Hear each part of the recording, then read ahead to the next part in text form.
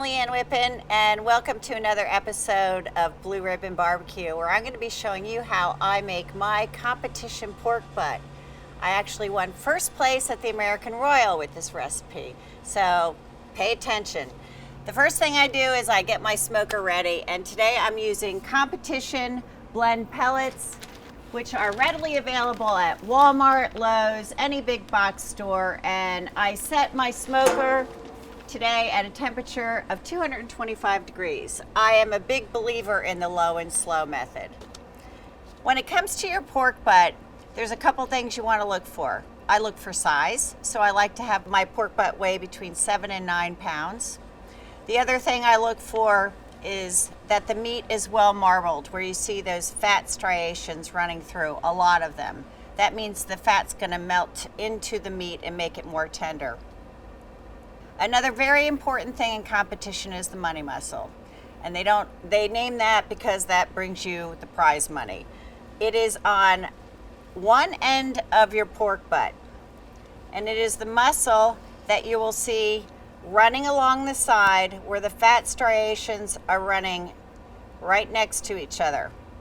So you can see it right there. The bigger the money muscle on the pork butt, the better. So you might have to fish through a whole bunch of them in the store. You can see it through that cryovac. So this one has a pretty good sized money muscle, and it's about the size of this. It's about, I don't know, 1.5 inches in diameter. The color of the pork is very important to me as well. I like to have it more in the red to pink rather than white. Bone in, definitely like to have it bone in. As far as the fat cap, when I purchase it, it really doesn't matter because I'm going to trim it off anyway. I like to have a 1/4 inch trim. It seems like today the butchers are trimming more fat off the meat. So be careful of a pork butt that is too trimmed, where you see there's cuts in it and you can see the meat through the fat. You don't want that. You want a smooth fat cap on it. So this one, I'm going to go ahead and clean up the trim off the fat cap and trim it down to about a 1/4 inch. You want to keep that fat on because that really keeps the moisture in the meat and it adds flavor. Fat is flavor, right? Very sharp knife is very important, and I try to keep it smooth when I'm running the trim across. This one's actually trimmed pretty well, so I'm not going to have to do too much to it. And always point your knife away from you when you're trimming.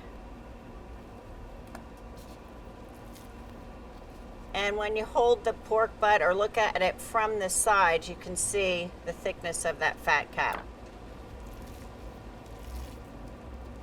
Today in competition, it's changed a lot. A lot of people are separating the money muscle from the main pork butt. And by the way, the pork butt is the butt of the shoulder. And that's what we're using, the bone-in pork butt. If there's any random pieces sticking out or fat, I trim those off. Just try to clean it up as much as possible. Now the money muscle, what you can do, and I have done, is the money muscle runs right down here, and you can see where it stops. There's a fat line that runs through it. And I'm kind of digging my finger in there, and you can see it's slightly separating as well. The advantage to competition in separating this is that you're getting the rub on that side, because I'm going to slice this for turn-ins, and you want to have it fully covered with the rub, and also getting that separated a little bit is going to allow for your rub to get on almost all the sides. So I make a little crevice in there, just like that, but I do like to keep it intact. Shout out to Chris Lilly, because I use his pork injection, and it's pretty simple. So I whisk together 3/4 cup of apple juice, a 1/4 cup of kosher salt,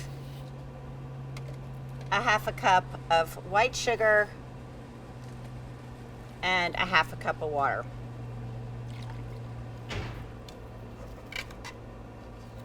And I whisk these together until the granules have dissolved And this is going to be the injection for the pork. It's going to add moisture and flavor to it.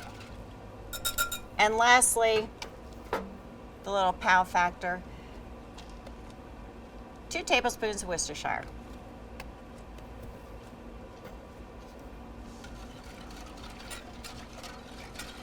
And it gives it a nice color as well. My favorite new thing is this Pit Boss injector and sprayer. It's a 2-in-1, and I use both items in competition. My injector is a pain in the neck to clean, as is the sprayer, but this has a nice wide mouth on it so you can clean it out easily. The brine that I prepared for my pork butt, I'm just going to pour into a measuring cup because it's easier to pour into the injector. And rule of thumb for me injecting the meat is about 1 tablespoon per pound of meat. So I simply pour the injection fluid into the sprayer and injector. By the way, this is under $15, so you're saving money too. It's a 2-for-1. Just screw the top back on. I'm going to show you how it works as a sprayer, but right now I'm going to use it as the injector. It has a really nice long injector needle on it. It has a long tube, which is nice. It's easy to work with. You attach the tube to the nozzle,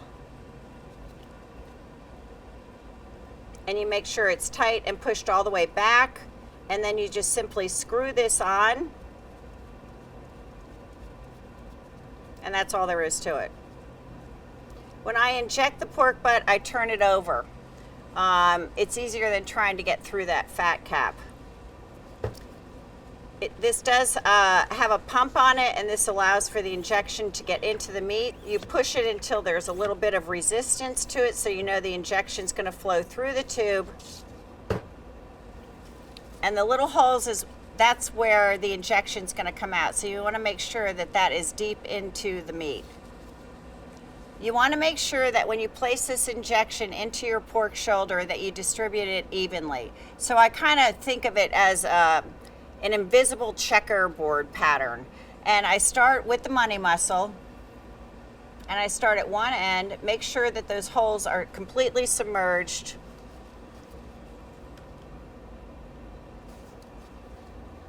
And simply press, and you can see how the liquid is flowing right through there. And I draw the needle out a little bit as it's going, and you can see the meat puffing up with the injection. And don't worry that any injection you're going to have this happen where the liquid's going to come out. Again, I push the lever, you can see it pushing the liquid through, and you continue to pump this to get the pressure to push it through. And draw it out slowly so that the injections go in evenly, and kind of continue to work through that checkerboard pattern. And you can see that, I don't know if you can see this, but the meat's puffing up. And that's exactly what you want.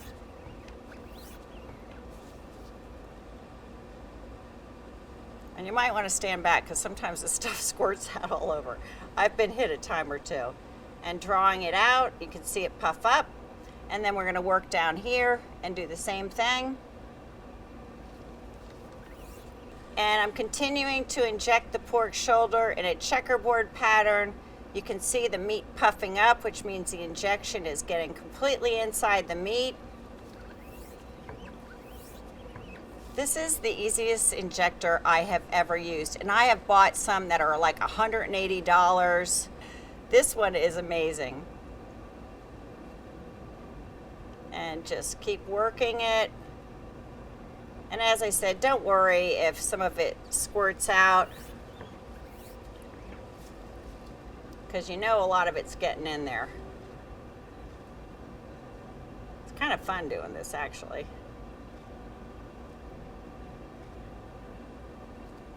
And so I'm inserting it in the checkerboard pattern so we get even distribution of the brine.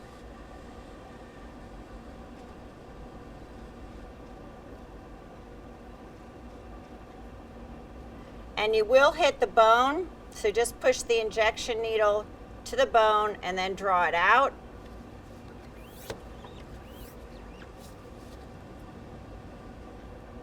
and that's where I hit the bone, no problem. You just keep going. You might hit a little bit of cartilage here and there and just move your needle around.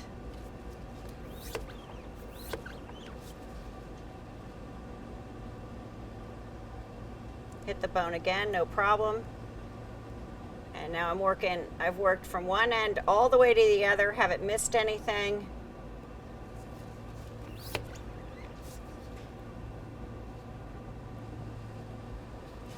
And I'm going to give a little extra into the money muscle because that is the money.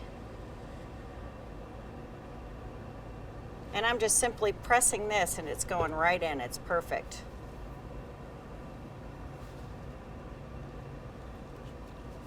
We've utilized almost all of this in here. The injection has been distributed very evenly with my new injector, my new favorite best friend. And the next step is to apply the dry rub. And I'm not gonna lie, I really did use my dad's rub, Trim Tabs Pig Powder, which we sell on the website, my sister and I. And this is one best rub on the planet, and I thoroughly do believe in this rub. I always start generously by putting the rub on the bottom of the pork butt first. Sprinkling sometimes isn't enough for me. I really like to use, as I pour it out and evenly push it around the top of the surface, making sure to get deep into the crevices, most importantly in that crevice where the money muscle is. So as much as the meat will hold is my rule. And in competition, you have to be very meticulous about these things and make sure that it's well covered, even on the sides too. So we're going to put some on the side.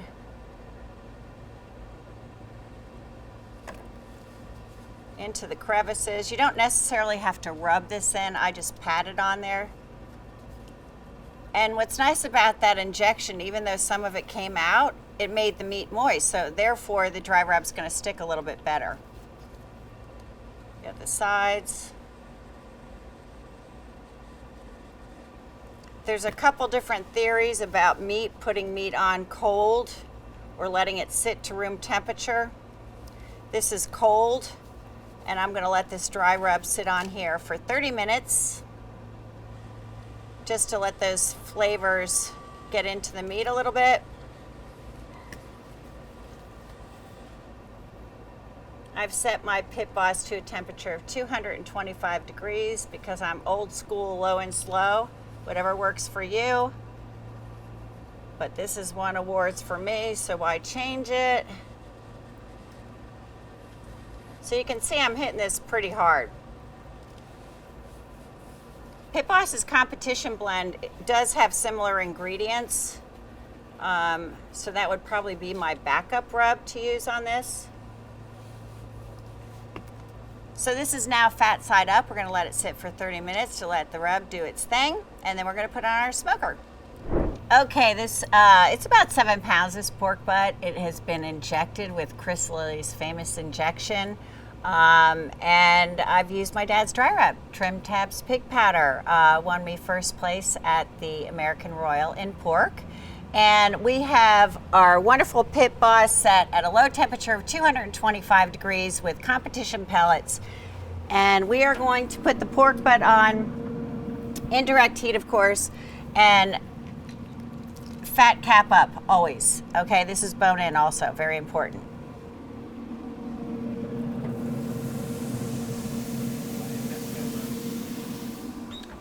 I put the fat cap up on the pork because the fat melts and it creates moisture and flavor and it keeps that pork really moist. If you don't have that fat and it's on the bottom, you aren't going to have the same result. This pork butt is going to be on the smoker, I would say about 5-6 hours, maybe even longer. Every piece of meat is different. Before it hits an internal temperature, which I like to wrap, and we'll cover that shortly, but the internal temperature I like to be about 165 to 170 degrees at most. I will look at this in about 2 hours, and I will check to see how the dry rub is doing on the exterior of the meat. If it looks like it's starting to dry and set, then I will take my new favorite gadget, my Pit Boss sprayer, and I will spritz it. And that is not streams. Make sure you spritz it, and this does achieve that. Mist it with apple juice or whatever you'd like to use. You can use white grape juice, apple cider vinegar. I just happen to like apple juice. And we'll spritz it very lightly just to on the dry rub to keep it from drying out. And basically let it go until we wrap. The pork butt's been on about 6 hours, and I just temped the internal temperature, and it was 165 degrees, and that's my target. And now I know it's time to wrap. If you don't have heavy duty foil, make sure you double your foil, because you don't want to lose any of those juices that might come out. So we're going to wrap this tightly in foil. And I don't even add anything to the foil because it's creating its own juices, and you'll see when I take it off later that there'll be a pool of juices in the bottom.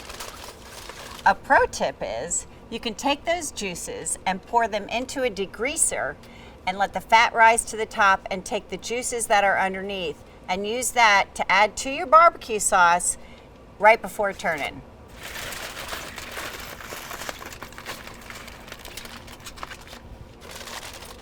So I've wrapped the pork butt tightly. We're still at 225 degrees on the smoker. And we're gonna put this back on the smoker, and we want it to come to an internal temperature of, I like 203, but really it's all about that thermometer going into it like butter. And here we go.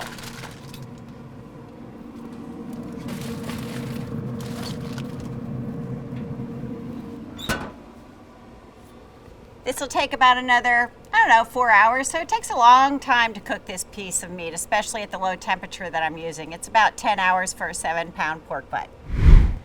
The pork butt's been on the smoker for an additional 4 hours, so I'm going to check the internal temperature, and I'm looking for a target of 203 degrees. I take the thermometer and I just poke right through the foil rather than opening it.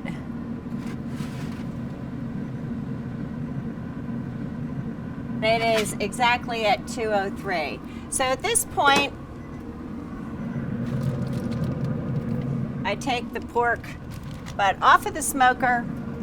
Very important is to let the pork butt rest. So I will take this pork butt and place it into a cooler, place the lid on top. If I have a towel, I'll even wrap it in a towel and let it sit there for about 2 hours to let all those juices and flavors redistribute. Before I rest, I think it's very important to let your steam out, because if you don't, it'll end up cooking the meat more. And right now it's perfect for me. So I let the steam come out, re-wrap it, wrap it in a towel, and then I put it in a cooler and I let it sit there for a minimum of 2 hours, and it'll stay hot for turn-ins and even for your guests.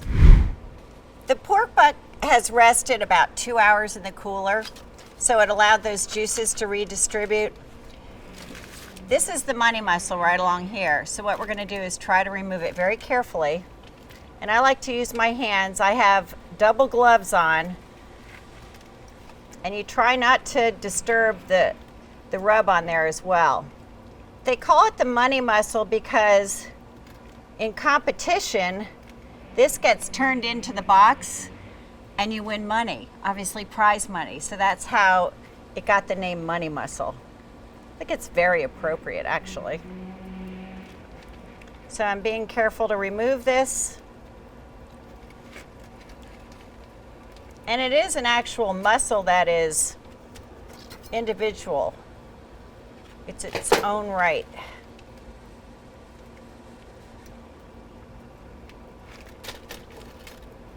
And sometimes you might have to take a knife to kind of push it away.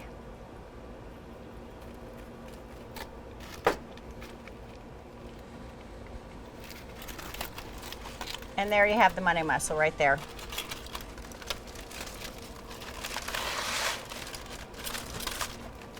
And now,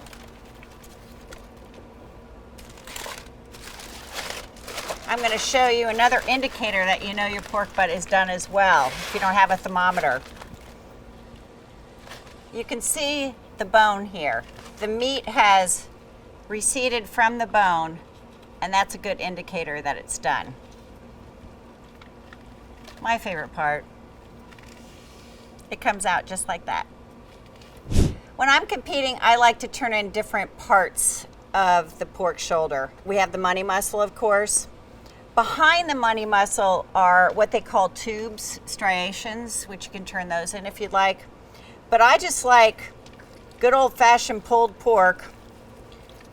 And so what I do is I pull it with my hot gloves, and these are wonderful Pit Boss hot gloves.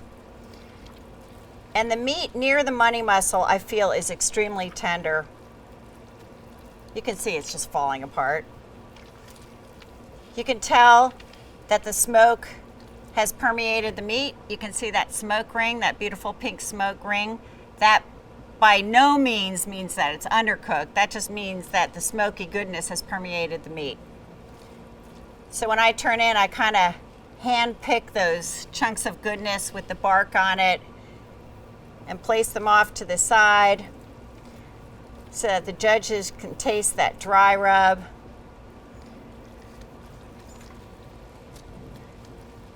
This is so moist and tender. That injection kept all of the juiciness in there.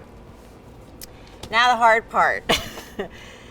Very sharp knife you need for this, because I like to turn in slices of the money muscle. And I like to turn in a pretty good chunk. And it's not the easiest thing to do to keep that bark on there and to cut through. So I like to cut about, 1-inch chunks. And sometimes when you let it rest a little bit longer, it won't fall apart as much, you might say. Oh, the bark is really nice on this. So what I do, I try to retain these as sliced, and I put these in the box just like that, right next to each other. So they can see the bark on top, see that smoke ring, and see the juiciness of the pork. Pro tip, I like to grind some kosher salt to dust and hit it very lightly with some salt. Also, on the pulled meat, I will take the juices from the foil, degrease them, and add some barbecue sauce to it, and I'll show you what I do next. I've taken some barbecue sauce, added some apple juice to thin it out a little bit, because I don't want this to be super saucy on top of the pork. I want it to be just a little bit of flavor. I don't want to mask that smokiness. So I actually use my hands to do this. And this is competition. Now you could, at home, you could do what you want. But you can see it just lightly goes into the pork. It doesn't mask that smoke ring, and it still keeps your bark intact. Also, with the money muscle, I'll take a little bit and dab it on top. And that's it. That is my recipe for competition pork. Thank you for joining me on this episode of Blue Ribbon BBQ. For my recipe, check out the description below. See you next time on Blue Ribbon BBQ.